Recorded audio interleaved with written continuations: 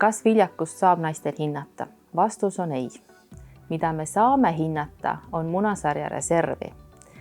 Ja seal on mitu võimalust. Kõige lihtsam on see, et me saame vaginaalsel ultrahelil hinnata munasarjas olevate folliiklite arvu. Me saame neid lugeda ja selle järgi hinnata, kas see reserv on tavapärane või mitte.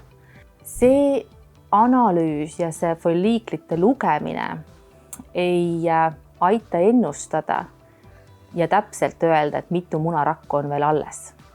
Ja kahjuks ei aita ta ka kuidagi ennustada, et milline on see reserv 5 või 10 aasta pärast. Pluss ta ei aita kuidagi see hea reserv mööda minna vanuse efektist munasarja ja munaraku kvaliteedile.